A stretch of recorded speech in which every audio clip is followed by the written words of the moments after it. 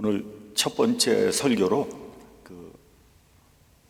복에 대해서 좀 이야기를 나누기 원해서 제목을 복된 사람으로 정했습니다.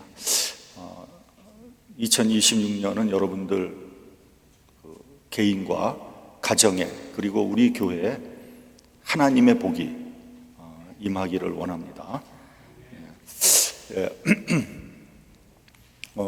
어떤 남자가 아주 절망적인 얼굴을 하고 이제 곧 죽을 것 같은 그런 모습을 하고 목사님을 찾아왔어요. 그러면서 하는 말이 자기는 더 이상 살고 싶지 않다는 거예요. 그래서 물어봅니다. 무슨 일이 있었습니까? 왜 그렇습니까? 이 남자가 하는 말이 자기는 사업에 실패해서 이제 완전히 빈털터리가 됐다는 거예요. 돈이 없는 것은 물론이고 빚만 잔뜩 지게 되었다고 했습니다. 그래서 집에 들어갈 면목이 없습니다. 나 같은 사람이 더 이상 살아서 무슨 의미가 있겠습니까? 저는 이제 아무런 희망도 없습니다. 차라리 죽는 편이 나을 것 같습니다. 그렇게 말을 했어요. 그러니까 목사님이 그렇군요. 참 안 됐습니다. 그렇다면 죽기 전에 제가 몇 가지만 한번 좀 물어보겠습니다. 혹시 부인이 있습니까? 예, 부인이 있습니다. 제 부인은 참 착하고 좋은 사람입니다. 그래요? 그러면 자녀는 있습니까? 예, 자녀 있습니다. 셋 있습니다. 애들도 잘 자라고 있습니다. 그래요? 그럼 친구는 있습니까? 예, 친한 친구 몇이 있습니다. 건강은 어떻습니까? 아직까지는 건강합니다. 별로 아픈 데는 없습니다. 목사님이 말합니다. 제가 보기에 선생님은 아직도 많은 것들을 가지고 있는 것 같습니다. 그러니까 그 남자도 고개를 끄덕이면서 목사님과 대화하는 동안에 잘 생각해 보니까 자기의 사정이 그렇게 나쁘지만은 않다는 것을 깨닫게 되었습니다. 그리고 감사합니다. 그리고 밝은 표정으로 돌아갔다는 거예요. 여러분, 불행이라는 것은 내가 갖고 싶은 것을 갖지 못한 것이 아니라 내가 가지고 있는 것을 모르고 있는 것이 불행인 거예요. 내가 가지고 있는 걸 몰라. 내가 가지고 있는 소중한 것들이 얼마나 값이 있는 것인지 내가 모르고 있는 것, 그게 문제예요. 여러분, 다시 한번 생각해 보십시오. 다 잃어버린 것 같지만 아직도 나에게는 많은 것이 있는 거예요. 그것을 모르기 때문에 불행하게 느껴지는 거예요. 내가 가지고 있는 그 많은 것들이 얼마나 소중한지를 모르고 있는 사람은 마치 내가 아무것도 가지고 있지 않은 것과 똑같은 거예요. 여러분, 아는 것이 없어서 불행한 것이 아니에요. 그 알고 있는 것을 실천하지 못해서 불행한 거예요. 많이 알면 뭐 하겠습니까? 아무것도 하지 않으면 그건 탁상공론에 불과한 거예요. 여러분, 교회에서도 제일 문제가 되는 사람이 누군지 아세요? 많이 알고 있어. 성경도 많이 읽었어. 빠삭해. 근데 아무것도 안 해. 불평만 해. 이게 가장 큰 문제예요.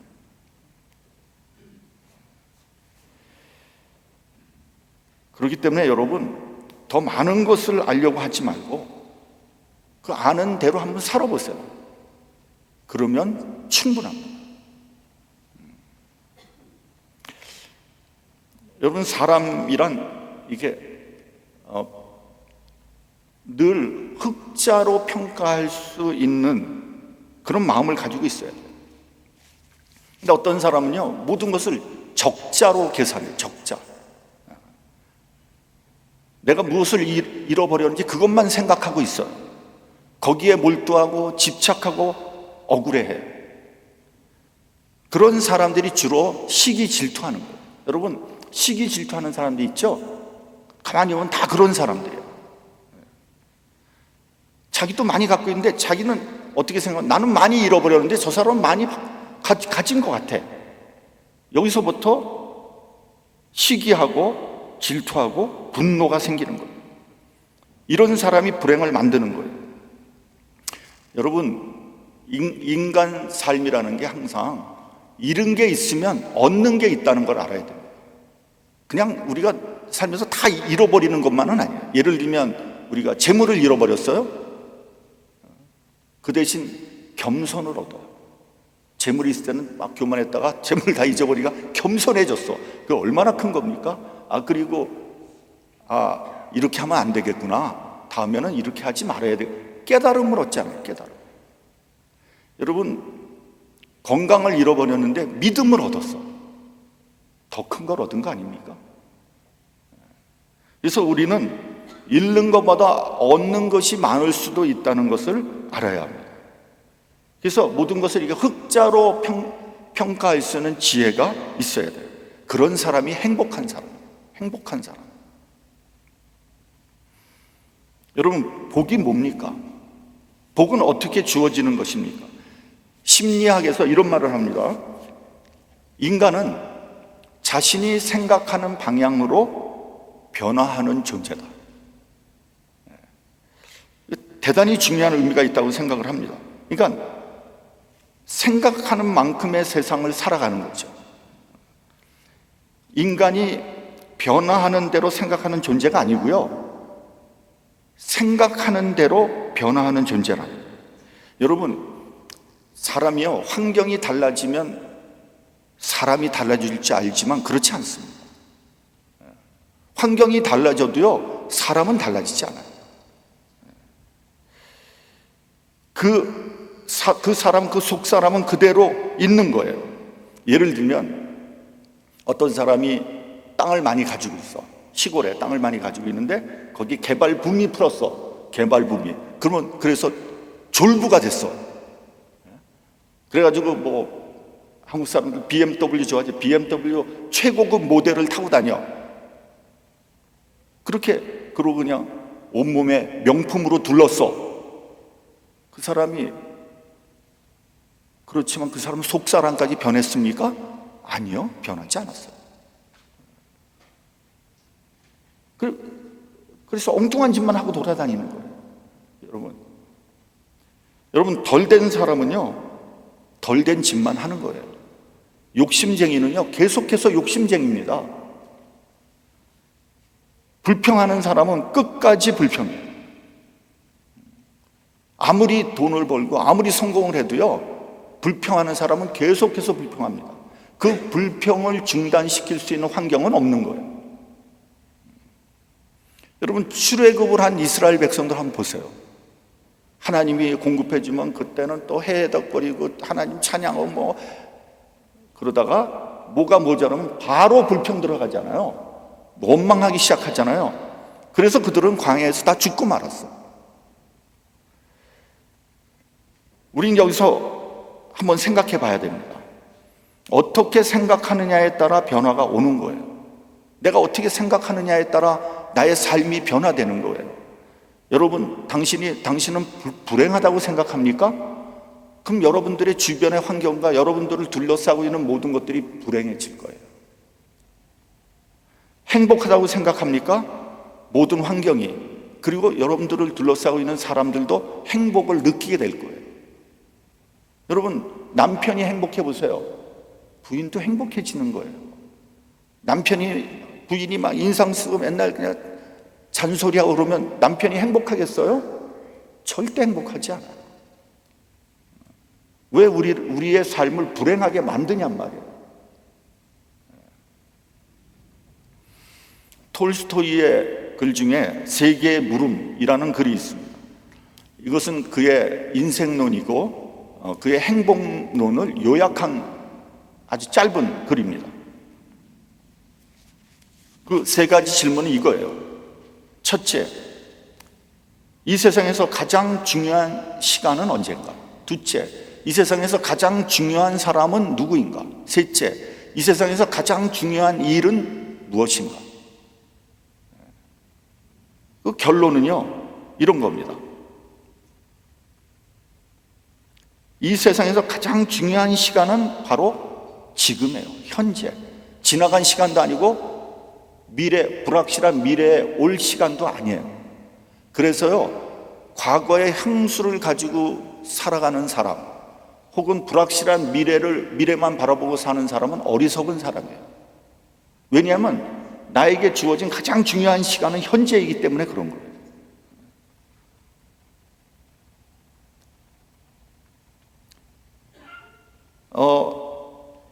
두 번째, 나에게 가장 중요한 사람은 누구인가? 지금 내가 만나고 있는 사람이에요. 과거에 내가 알던 사람도 아니고요, 앞으로 내가 만날 사람도 아니에요.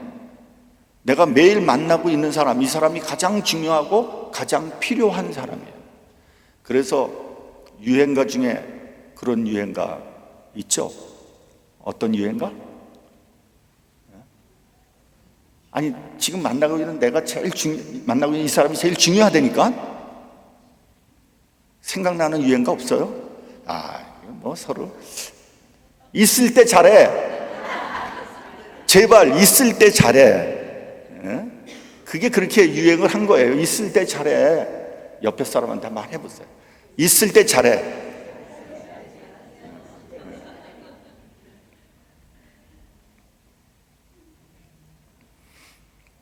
지금 내가 만나고 있는 사람에게 잘하시기 바랍니다.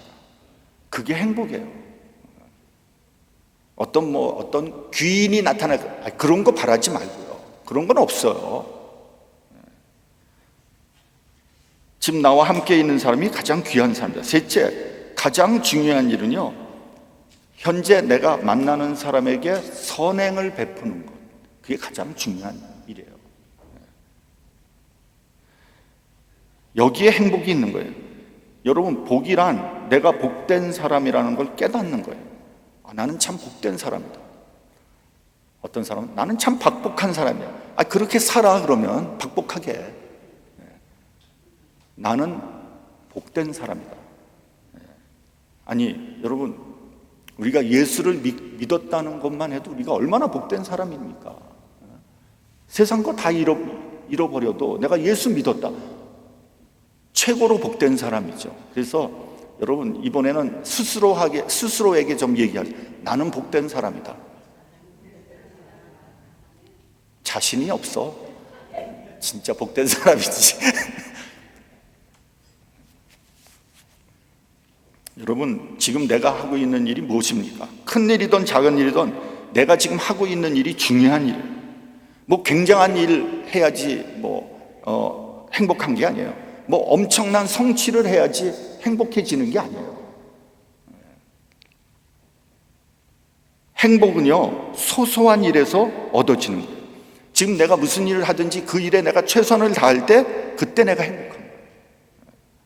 저는 지금 한국이나 미국이나 이 정치하는 사람들을 보면은 참 좀 불쌍해 보여요.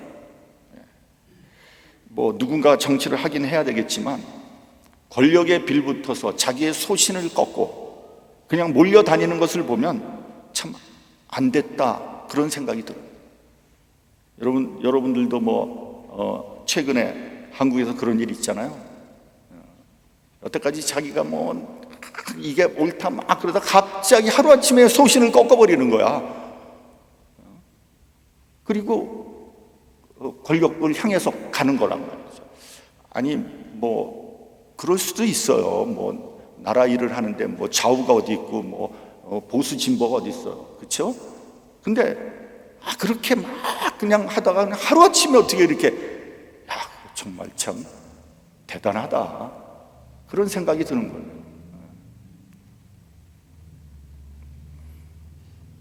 그러다 또 잘못하면 또 감옥에 가잖아요. 그냥 정권이 바뀌면 줄줄이 엮어가지고 다 감옥에 집어. 저래도 하고 싶나, 저거를? 마치 뭐 이렇게 불 속에 뛰어든 불나방 같아. 미국은 어떻습니까? 지금 소위 셀럽이라는 사람들, 유명한 사람들, 또 높은 사람들 지금 그 앱스타인 스캔들에 엮여져 가지고 난리도 아니에요. 미국 정계도. 미국 대통령 트럼프는 앱스타인하고 같이 사진 찍고 이런 거 다 나왔는데 결정적인 증거는 아직 안 나왔어. 그래서 지금 괜찮은 것 같습니다만 제가 보기에 곧 나올 것 같아요. 나오는 거를 막고 있는 것 같아요. 제가 보기에. 이게 폭탄 같아요. 시간 폭탄 같아. 얼마나 불행하겠습니까? 불안하겠습니까? 얼마나 불행한 삶이에요. 저는 이렇게 신앙생활하면서 언제가 제일 행복했나 한번 생각해 봤어요. 이 설교를 준비하면서 언제가 제일 행복했나. 근데 제가요 평신도 때 성가대 했거든요. 성가대.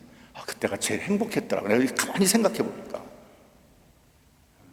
그리고 또 그때 지휘자가 없어서 제가 또 엉터리 지휘를 1년 또 했다는 거 아닙니까? 1년 죽을 뻔했어요. 죽을 뻔했어. 막 안 맞아 이게. 이 성가대는 맞는데 내가 안 맞아. 내가. 야.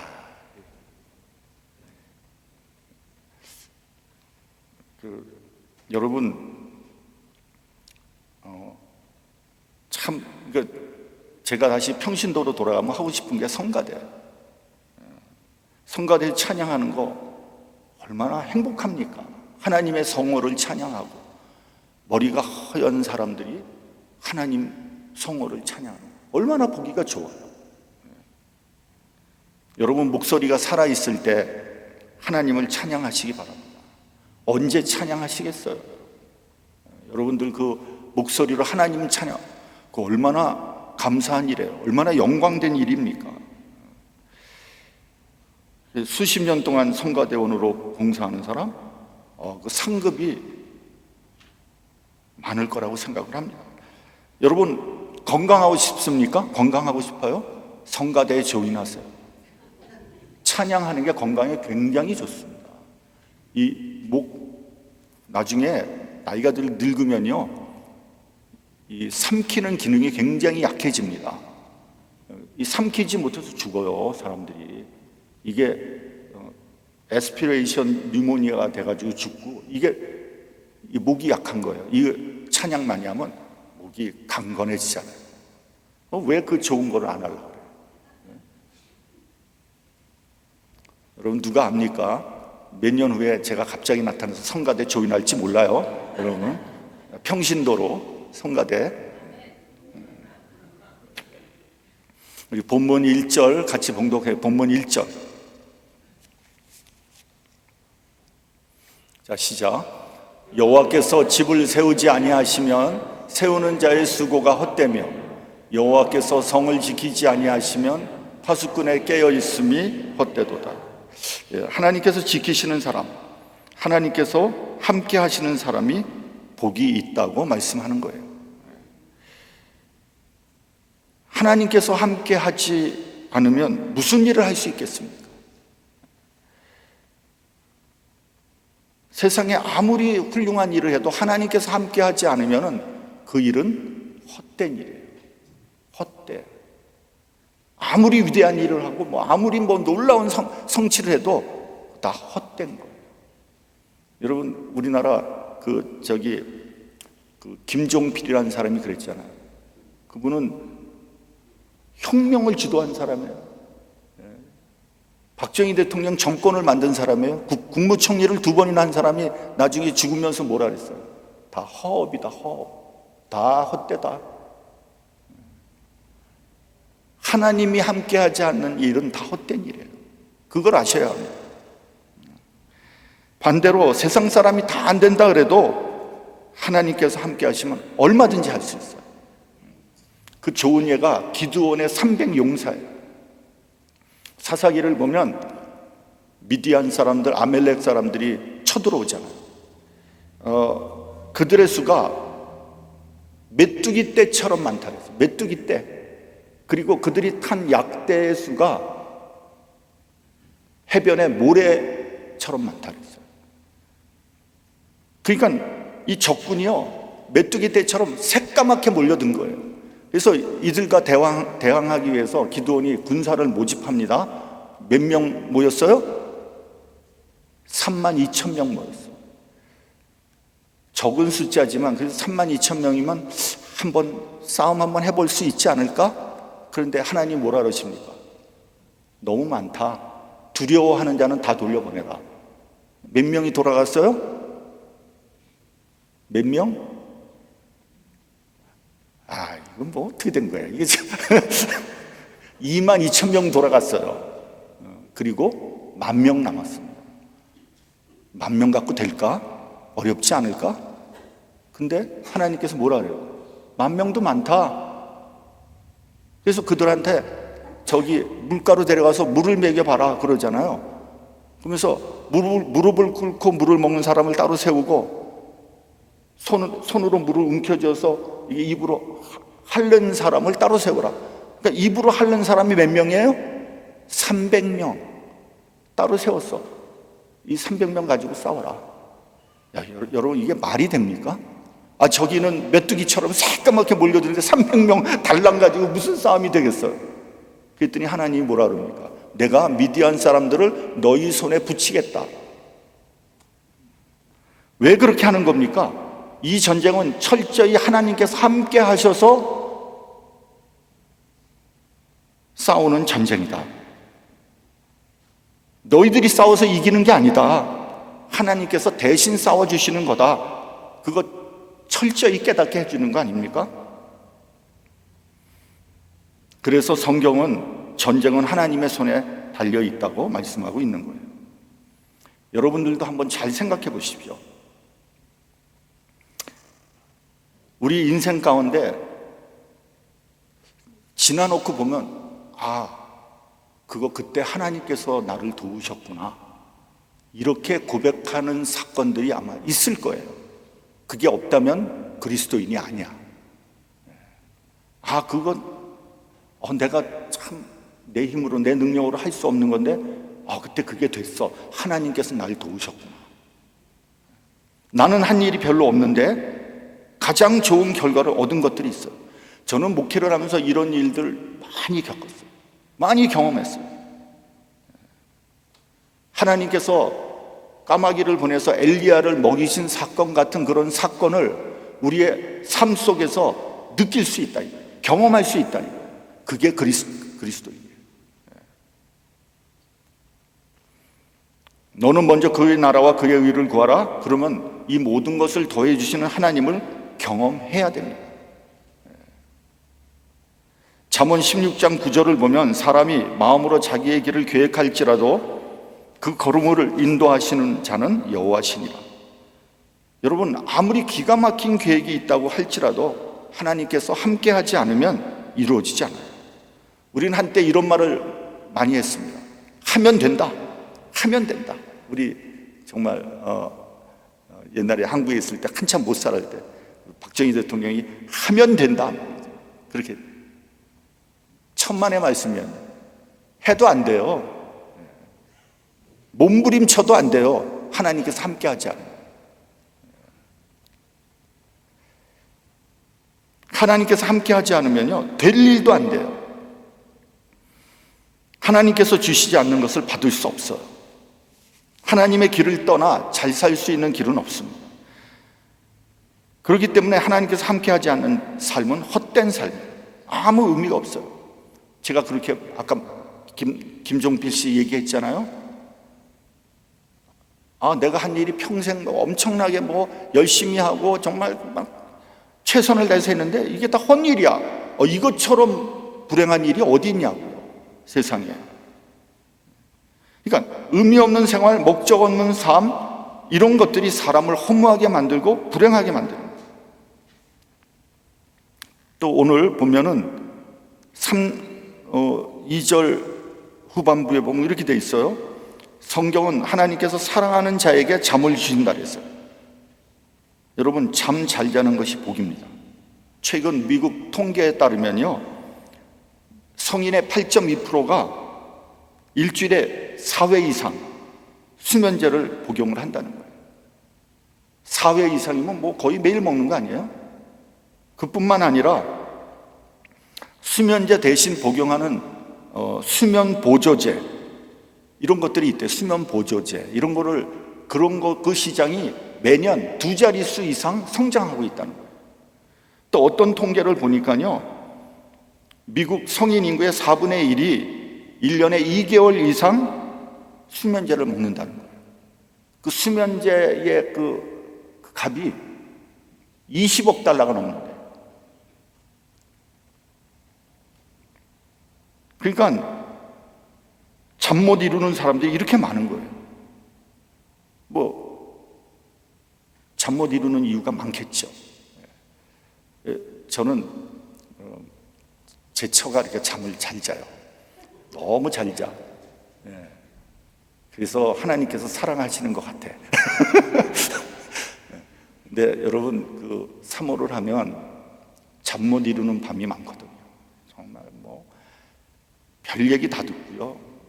뭐 말도 못해요. 자wan. 그래서 사모들이 다 병들었어요. 병들어 있습니다. 사모들끼리 모아놓으면 서로 얘기하다 보면 그냥 펑펑 울어요. 펑펑 울어. 근데 저 친구는 잠을 잘 자거든.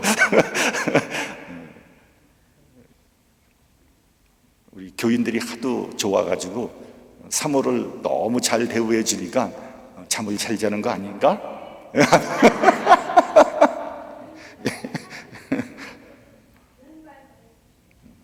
조용히 하세요.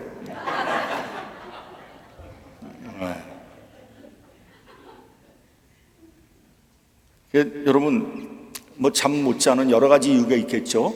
근데 제가 직효약을 알려드릴게요. 직효약. 잠 못 이루는 사람 새벽 기도 나오세요. 잠 깨가지고 그냥 이불에 누워가지고 막 이리 뒤척 저리 뒤척 막 이상한 공상 그런 거 하지 말고요, 딱 일어나서 새벽 기도 나오세요. 그러니까 새벽 기도가 몸에 배면요, 저녁 10시 11시 되면 그냥 쓰러집니다. 그래서 제 처가 잠을 잘 자는 거예요. 여러분들이 잘해줘서 잘 자는 게 아니에요. 오해하지 마세요.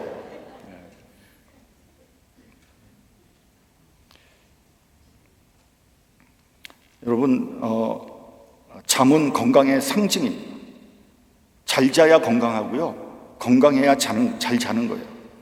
잠만 잘 자면 여러분 건강을 충분히 유지할 수 있어요. 잠을 잘 잘 수 있는 이유가 첫 번째, 믿음이 있어야 잠 잘 자는 거예요. 하나님 믿고 성도들 믿고 이웃을 믿고 그래야 잠 잘 오는 거예요.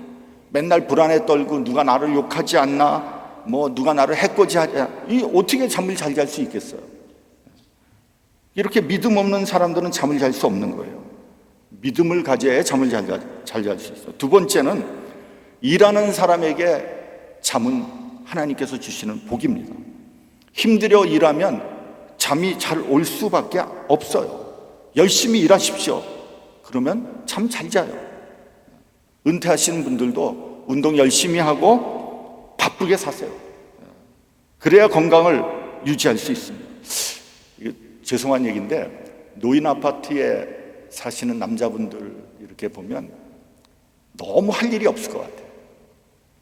뭐 고장나면 다 와서 고쳐주잖아요. 정원이 없으니까 밖에 나가서 일할 것도 없고, 또 보면은 사교성이 없어서 또 노인센터도 안 가. 하루 종일 집에 앉아가지고 그냥 우두커니 혼자서 방에 있는 거예요. 잘 움직이지도 않아. 하루 종일 쉬고 먹고 놀고 자고 낮잠 자고, 그리고 밤에 어떻게 잠이 오겠냐고요. 잠 안 오죠. 그러니까 항상 몽롱해 있고요, 그러다 어떻게 꿈이라도 꾸면 이상한 꿈만 꾸는 거예요. 이상한 꿈 꾸고 나서 뭐 별의별 생각을 다 하고 불안에 떨죠. 그러니 어떻게 건강을 유지할 수 있겠습니까? 건강해야 자고 자야 건강한 거예요. 새벽 기도 나오세요. 그리고 교회 일도 열심히 하십시오. 세 번째는, 화목한 사람이 잠을 잘 자는 거예요. 불화하고 잠잘 수 있습니까? 누가 막 싸우고 난 다음에 잠이 와요? 날밤 새우는 거죠. 남에게 선을 베푸는 사람이 잠을 잘 잘 수 있는 거예요. 남에게 많은 사람의 비방을 받는 사람, 사방에서 욕을 먹는 사람, 어떻게 잠을 잘 자겠습니까? 본문 3절을 보면 자식에 대한 말씀이 나옵니다. 자식은 기업이요 상급이라고 그랬어요. 다시 말하면 자식은 자랑이요 영광이라는 거예요. 그렇습니다. 정말 훌륭한 자식은 자랑이죠. 부모의 영광이죠. 어머니 보면 할머니들 손주 자랑 엄청나게 합니다. 그 셀폰에다가 사진 저장해 놓고 막 보여주죠. 이쁘죠? 별로 이쁘지도 않는데 이쁘죠? 이쁘죠? 막 이쁘다는 말이 나올 때까지 강요를 해요.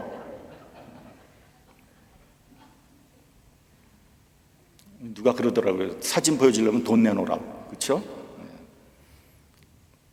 잠언 17장 25절을 보면 미련한 아들은 그 아비의 근심이 되고 그 어미의 고통이 된다 그랬어요.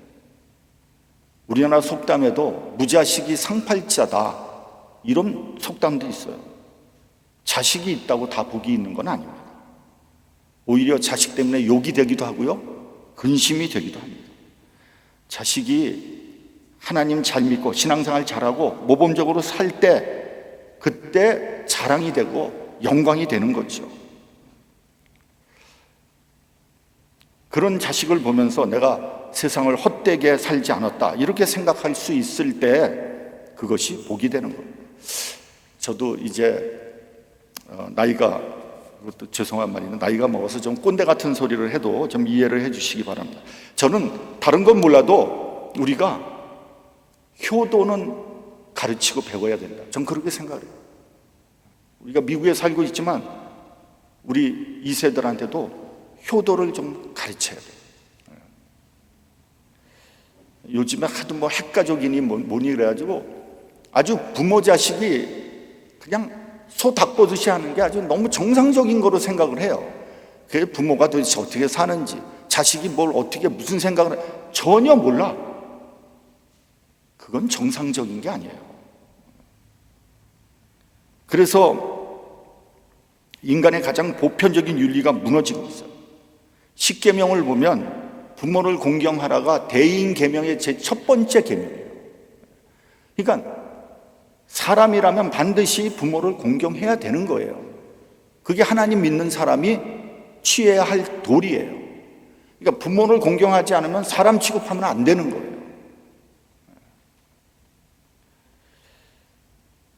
아무리 이 세상의 가치관이 바뀌었다고 해도 자식은 자식으로서 도리를 해야 되고요, 부모는 부모대로 자식들 보기에 존경받을 만한 행동을 해야 되는 거예요. 부모는 부모의 역할을 하나도 안 하고 자기는 부모한테 효도 안 하고 자기 자식한테 효도 받기를 원합니까? 내가 효도를 해야지 밑에 있는 자식들이 그걸 보고 배울 거 아닙니까? 그래서 조선시대에는요, 재상을 뽑으려면 그 사람이 효자인가 아닌가를 반드시 확인을 하고 뽑았다는 거예요. 그러니까 자기 가정도 제대로 간수하지 못하는 사람이 어떻게 나라를 다스릴 수 있겠어요? 여러분, 이건 또 죄송한 얘기인데 그냥 우리 집안 이야기를 한번 하겠습니다. 효도하고 관계가 되는 얘기이기 때문에 제가 좀 미안하지만 하겠습니다. 우리 집안의 그 대표적인 인물로 그 임진왜란 때 영의정을 했던 유성룡 대감을 뽑습니다. 그 임진왜란의 파국적인 그 상황, 나라가 누란의 위기에 빠져 있을 때 그 나라를 지킨 조선시대에 손꼽히는 명재상이었어요. 근데 그 사람, 그분에게 형님이 계셨어. 이름이 유운용이에요. 형님이 계셨는데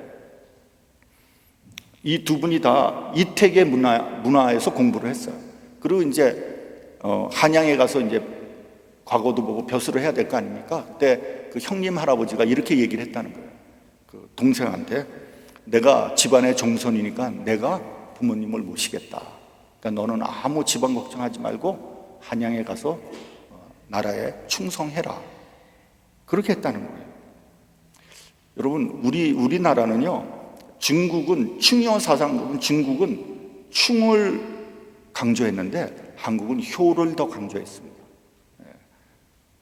어쨌건 그런 훌륭한 형이 있었기 때문에 훌륭한 아우가 있을 수 있는 거 아니겠습니까? 여러분, 복은 복된 환경에서 오는 게 아닙니다.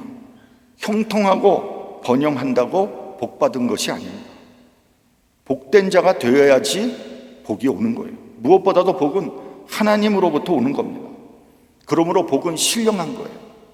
복은 영원하고 미래적인 것이고 가치와 보람의 문제입니다. 하나님께서 함께하는 자에게 복이 있습니다. 그리고 하나님과 함께하는 자녀가 되는 것이 복된 자예요. 하나님의 약속 안에 살며 하나님께서 쓰실 수 있는 자가 되는 것이 복된 사람입니다. 하나님의 영광을 위해서 일하고 주와 함께하는 것을 기뻐하고 주의 사역을 감당하는 것을 감사하게 생각하는 사람이 복된 자입니다. 저는 내년에 우리 성도들이 다 복된 자가 되기를 원합니다. 하나님을 떠나서 복을 찾지 마십시오. 복이 없습니다. 거기에는 헛된 일과 후회만 있을 뿐입니다. 기도하겠습니다.